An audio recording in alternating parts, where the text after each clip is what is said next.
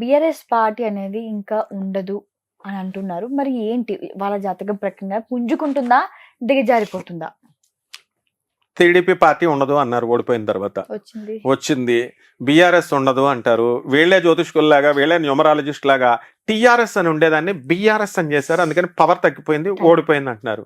ఆయన ప్రతి మనిషి కేసీఆర్ను మనం మెచ్చుకోవాలా. ఎందుకని ప్రతి పార్టీ కూడా నేషనల్ పార్టీ చేద్దామని అందరికీ ఉండదు. ఒక ఎన్టీ రామారావు అలా చేయగలిగారు. ఒక చంద్రబాబు నాయుడు ట్రై చేశాడు నేషనల్ ఫ్రంట్లో పెట్టి. అలా కేసీఆర్ గారు ట్రై చేశారు. తప్పేముంది? నేషనల్ గా పేరు పెట్టడం వల్ల పోలేదు. ఆయన ఎందుకు కొంచెం పోతుందమ్మా? కేసీఆర్ గారు నాకు బాగా పరిచయం. పార్టీ అసలు తెలంగాణ రాకముందు ఈ పార్టీ వస్తుందా అని అడిగాడు వెంకట సుబ్బయ్య అని, సంగారెడ్డి నుంచి వచ్చాడనమాట ఆయన, సిద్దిపేట నుంచి. కేసీఆర్ కోరా నాగరాజ్ అని ఒక ఆయన win hospital director advisory board లో ఉంటాడు. వాళ్ళంతా ఇండో అమెరికన్ మెడికల్ కాలేజెస్ అన్ని ఉన్నాయి వాళ్ళకి. సో నేపాల్లో ఇండో నేపాల్ మెడికల్ కాలేజ్ అని. వీళ్ళంతా కేటీఆర్ గారికి వీళ్ళంతా ఫ్రెండ్స్. మేమంతా అస్తమానం కలిసేవాళ్ళం. కేసీఆర్ ఏమన్నా అమాయకుడా ఏంటి? ఆయనకి తెలీదా?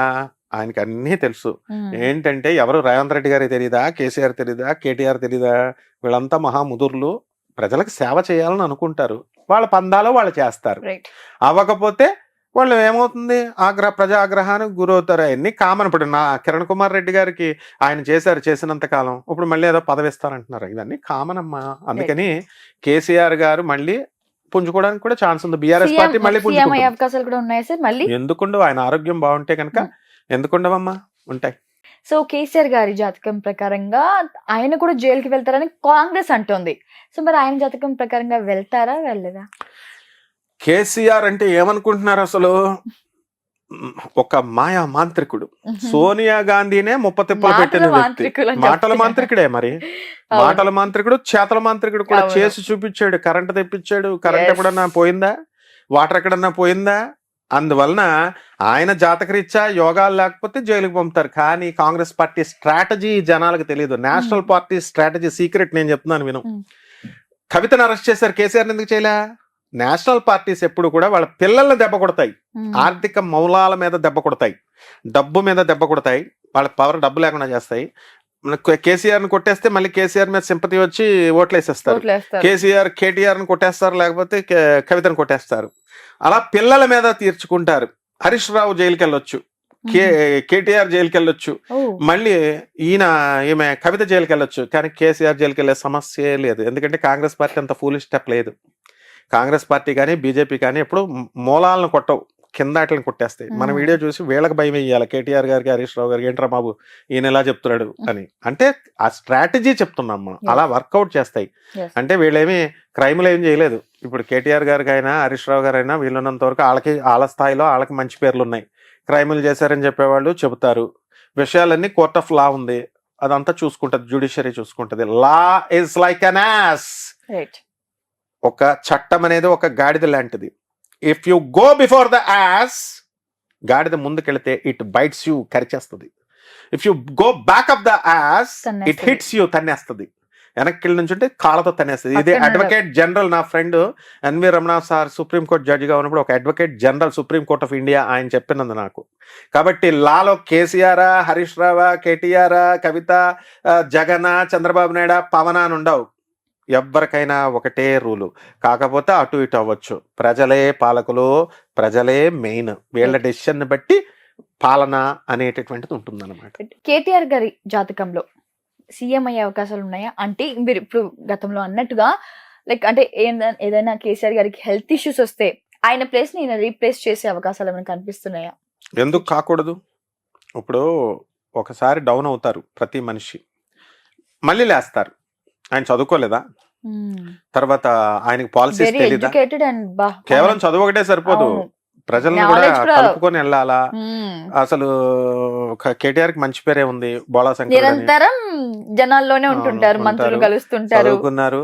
అలాగే రేవంత్ రెడ్డి గారు సరిగ్గా పాలన చేస్తే వాళ్ళకి అవకాశం ఇవ్వకుండా చూసుకుంటూ ఉంటారు. అక్కడ కాంగ్రెస్ తన హామీలు అవన్నీ కూడా ప్రజలను సాటిస్ఫై చేయాలి కదా, కేవలం హామీలని కాకుండా. కాబట్టి కేటీఆర్ గారికి కూడా అవకాశాలు ఉన్నాయి. ఏ పార్టీ అయినా సరే ఓడిపోయినంత మాత్రాన ఖతం అయిపోయినట్టు కాదు. మళ్ళీ లేవడానికి, మళ్ళీ నిలబడడానికి, మళ్ళీ గెలవడానికి అవకాశాలు ఉంటాయి. రైట్. కేసీఆర్ గారి కూతురు కవిత, సో తన జాతకం ప్రకారంగా జైలు నుంచి ఇప్పటికైనా విడుదల అవుతుందా? సో ఇంకా పోస్ట్ పోన్ అయ్యే అవకాశాలు ఏమైనా కనిపిస్తున్నాయి? ఇంకా పోస్ట్ పోన్ అయ్యే సమస్య లేదు, వచ్చేస్తుంది ఆమె. ఎందుకంటే ఆమె జాతకరీత్యా అప్పుడు నేను చెప్పాను ఒక 4 months అన్న మినిమం ఉంటుంది అని. అప్పుడు ఆయన కరుణానిధి కూతురు కనిమొళి జైల్లో పెట్టారు. పర్మనెంట్ ఏమైనా పెట్టారా? వదలలేదా? అంటే క్రమంగా ఎప్పుడు బెయిల్ కి అప్లై చేసినా ఈ తర్వాత బెయిల్ అనో లేకపోతే మధ్యంతర బెయిల్ అనో బెయిల్ లేదనో అదో ఇదో సాకు చెప్తూనే ఉన్నారు. గత 4-5 months అనుకుంటా తను వెళ్ళిపోయి ఇప్పటికే. సో ఇప్పటికైనా కొలిక్కి వచ్చే పరిస్థితి ఏమైనా కనిపిస్తుందా? ఖచ్చితంగా వస్తుంది. ఇండియన్ జ్యుడిషియరీ ఆనరబుల్ జడ్జెస్ కావాలని కక్షగట్టి చేయడానికి ఏదో 2-3 నెలలు ఆపుతారేమో కానీ ఆ జడ్జెస్ కి అంత సీన్ లేదు, అంత పవర్ లేదు. వాళ్ళు కూడా ఒక గ్రౌండ్స్ ఉంటాయి, ఆనరబుల్ జడ్జెస్ కూడా గ్రౌండ్స్ ఉంటాయి. మర్డర్ కేసు చేసిన వాడిని ఇన్ని నెలలు మాత్రమే ఉంచాలి, బెయిల్ తర్వాత ఇవ్వాలి అని ఇవ్వకుండా రాష్ట్ర ప్రభుత్వాలు కానీ మిగతా ప్రభుత్వాలు కానీ కక్షగట్టి బెయిల్స్ ఆపితే ఎందుకెన్నాళ్ళు మీరు ఉంచారని సుప్రీంకోర్టు అడుగుతుంది. Judiciary system has the right to question the council of ministers. అదే కదా మనకేంటి అన్నిటికి 3 parts మంది. ఏంటది? ప్రజలు, ప్రెస్ అనేది ఒకటి, రెండవది జ్యుడిషియరీ, మూడవది క్యాబినెట్ మినిస్టర్స్, వీళ్ళంతా పార్లమెంట్ అంటాం. ఈ 3 అంగాలు ప్రెస్ ని తొక్కి పడేశారు కాబట్టే ప్రభుత్వాలు నాశనం అయిపోయినాయి, మారిపోయినాయి. జర్నలిస్టులను ఇంకా సెక్రటేరియట్ లోకి రానివ్వకుండా మీరు మీకు అవసరమైనప్పుడేమో ప్రెస్ మీట్లు పెట్టి మీరు ఓడిపోయిన తర్వాత జర్నలిస్టుల మీద ప్రేమతో మీరు మీటింగ్లు పిలిచి ఇవన్నీ ప్రజలు గమనించరా? జర్నలిస్టులు గమనించరా? కాబట్టి ఏంటంటే నిష్పక్షపాతంగా చెప్పాలి అంటే ఏంటంటే ఈ యొక్క జ్యుడిషియరీలో కవితది అది టెక్నికల్ ఎఫెక్ట్స్ తో ఆగుతాయి. ఎవరు కూడా ఏదో పొలిటికల్ ప్రెషర్ నరేంద్ర మోడీ గారు ఆపిచ్చేయడం లేకపోతే రాహుల్ గాంధీ ఇలాంటివి ఏమి ఉండవు. ప్రజల ఊహలు అలా ఉంటాయి. అండ్ ఒక 8 నెలల తర్వాత ఎవరినైనా సరే ఎంత పెద్ద మర్డర్ కేసునైనా సరే బయటకు వదిలి తీరాలా. అది ఎకనామికల్ కాన్స్పిరసీ, అది డబ్బుతో సంబంధించినటువంటి కాన్స్పిరసీ అది. సో అండ్ ఈడీ అంటే ఏంటి? కేవలం అధికంగా డబ్బులు మనీ లాండరింగ్ ఎక్కువ చేస్తే ఈడీ ఇంటర్ఫియర్ అవుద్ది, అంతేగాని ఏదో పెద్ద ఈడీ ఒక భూతం కాదు. సిబిఐ కేసులు అనేటటువంటి టఫ్. ఆ సిబిఐ కేసులోనే జగన్ గారు బయటకు వచ్చారు. 18 నెలల కంటే ఎక్కువ ఉంచగలిగారా? మహా ఉంచితే కవితని ఎంత ఉంచుతారు? పోనీ జగన్ గారు లాగా ఉంచుతారు అనుకుందాం. బయటకు వచ్చాడా లేదా జగన్? కేసులు బయటకు వచ్చిన తర్వాత హీరోలాగా సీఎం అయ్యాడా లేదా? మరి ప్రజలంతా ఓట్లేసారా లేదా? జగన్ గారికి ఓట్లేశారు, జైలుకి వెళ్ళిన చంద్రబాబు నాయుడుకి వేశారు. జైలుకి వెళ్ళిన వాళ్ళందరికీ ఫస్ట్ వేయడంలో గనులు అనమాట మన వాళ్ళు.